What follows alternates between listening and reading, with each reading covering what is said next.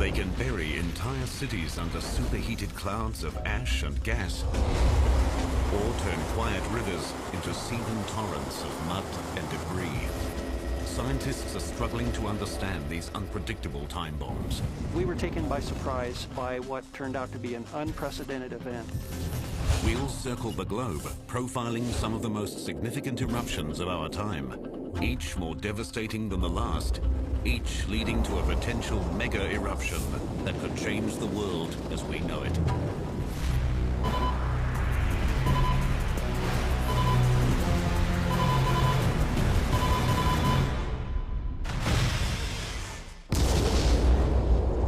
Volcanic eruptions are dramatic reminders that our world is a living planet.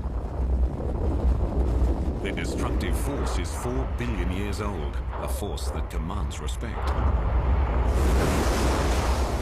Volcanoes combine the beauty and the beast, the power to create and to destroy.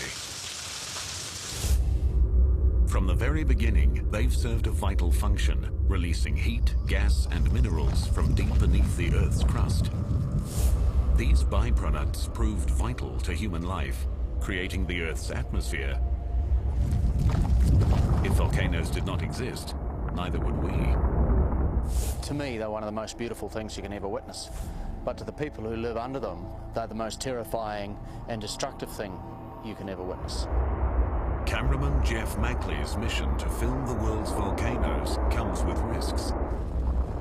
On one mountain, he avoided death by moments when a lethal mixture of hot gas and ash just missed him. It was a loud roar like a freight train, and a pyroclastic flow came down the valley that we'd just been in. So, yeah, another 5 minutes either way, it would have been curtains for us. Mackley risks his life to record volcanoes' beauty. Others risk theirs to record their power. Many of us have experiences that could either have gone one way or the other, depending upon just something small that happened. In the past 60 years, volcanic eruptions have killed at least 27 scientists. Even so, their quest for knowledge continues. On average, between 50 and 60 volcanoes erupt every year. About 20 are erupting at any given moment. All are vents in the Earth's surface. Most take place within the Ring of Fire, an area around the Pacific Basin where tectonic plates collide, allowing molten rock or magma to be released. Thick magma loaded with gas triggers explosive eruptions. Thinner magma with less gas is less volatile. To compare and categorize eruptions, scientists have developed the Volcanic Explosivity Index, or VEI scale. Each notch up the scale means a higher ash cloud, more ejected material, and greater explosive energy. The events profiled here begin with a non-explosive eruption and peak with a planet-altering super eruption, one that experts say will eventually happen.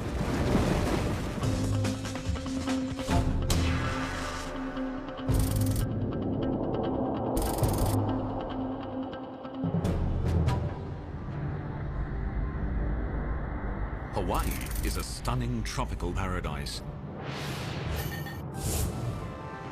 But under the brilliant sand and lush forests simmers a cauldron of tremendous heat and violence. This is the site of one of the most spectacular volcanic creations on the planet.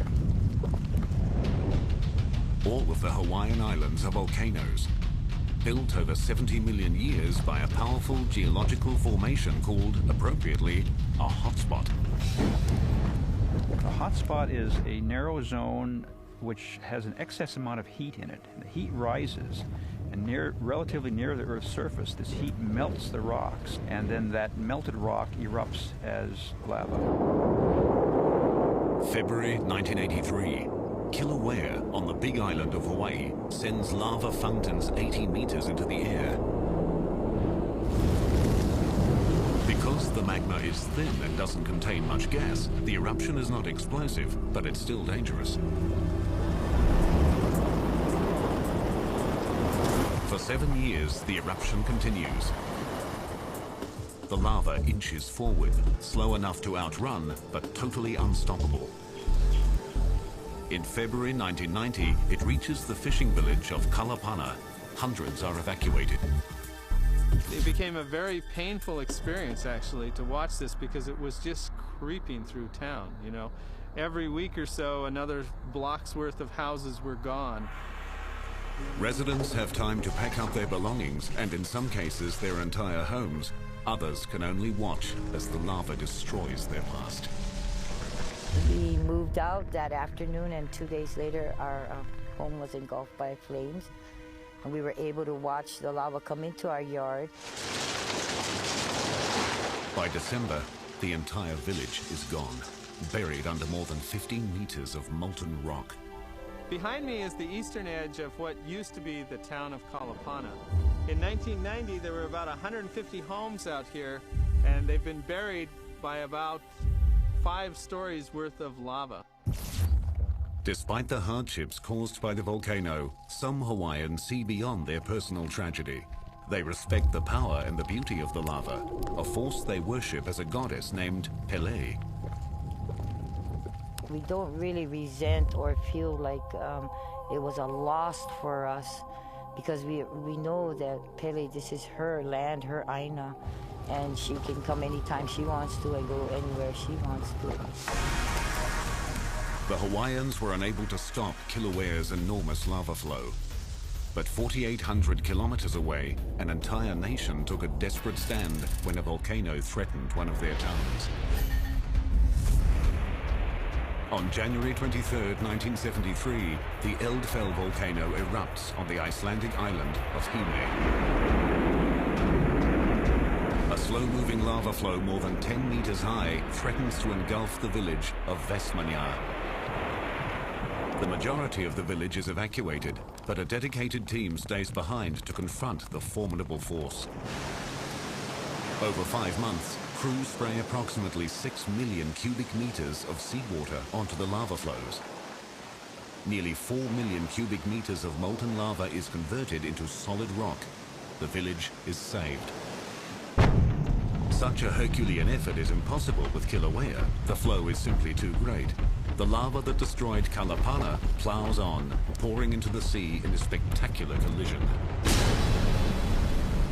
Where the lava goes into the ocean, it makes one of probably the most beautiful places on the flow field, but it's also one of the most dangerous. Below the solidifying lava, unstable sand is prone to sudden and violent collapse. All of a sudden, all this hot lava is on the surface, it just snaps off, the ocean rushes in, and it creates huge explosions that send gigantic plumes of material up in the air, and they cover maybe 3 or 4 football fields in area, sending out rocks the size of like soccer balls or basketballs all over the area. This impressive display is a glimpse into prehistoric times when volcanoes first formed land. The same process is still happening today.